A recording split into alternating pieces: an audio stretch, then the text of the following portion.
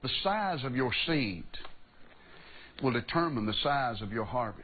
I don't understand why, but there's something happens at a level where people step into faith and give $1,000 that don't happen at other levels. You're going to have a breakthrough through this $273 seed. All you've got is $1,000.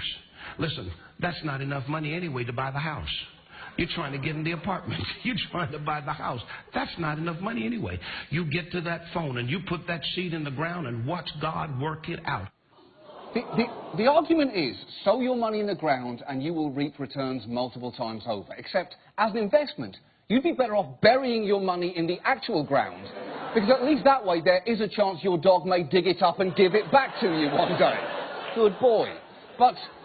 But it can get even more predatory, because if, say, you don't have $1,000 or perhaps have significant credit card debts, seed faith can still work for you. I have a feeling that somebody that wants a credit card debt wiped out, that if you'll use your faith as you sow the 1,000 on a credit card, as you use your faith,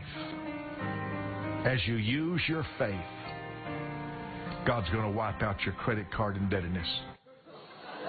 Think about that. That is the equivalent of saying the key to you losing weight lies at the bottom of this giant Costco bulk bag of peanut butter M&Ms. Go find it. It's definitely down there.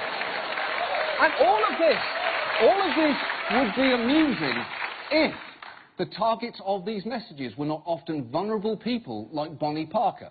She did not seek medical treatment for cancer, instead choosing to sow money into Kenneth Copeland's church. And I'll let her daughter pick it up from there. I started finding notebooks. No longer she passed away. She believed, and I know she believes because it's in the notebooks, that if she sowed enough seed, which was money, the greater amount of seed that you sow, according to them, the better chance you have. The better chance you have of getting healed. At this point, I think it's clear that seed faith is the most disgusting seed-based concept since whatever the fuck chia seed pudding is. Bonnie Parker gave thousands of dollars to the Copeland's church because she believed it was her best chance of beating cancer. And you might think, well, that's crazy. But it's not an unreasonable interpretation of the Copeland's preachings. Gloria Copeland sells numerous products on healing through faith and has been skeptical in the past about going to the doctor. We know what's wrong with you. You've got cancer. The bad news is we don't know what to do about it, except give you some poison that'll make you sicker. Now, which do you want to do? You want to do that, or you want to sit here on Saturday morning, hear the Word of God, and let faith come into your heart and be healed? Hallelujah. It's pretty clear that woman cannot hear the Word of God, because if she could, I'm pretty sure he'd be shouting, "F*** you, Gloria," right in her ear. And yet, not only is everything you've seen so far legal, but the money people donate in response to it is tax-free. Because if you're registered as a religious non-profit, or especially a church, you are given broad exemptions over taxation and regulation. The IRS, in fact, produced a scintillating video instructing its agents how to treat churches, and it contains a phrase that you would not normally associate with the agency. Hello, and welcome to Churches and Religious Organizations, Do's and Don'ts. For reasons as old as the United States, the tax laws and regulations that govern churches and religious organizations are purposely broad and sometimes a little vague. A little vague?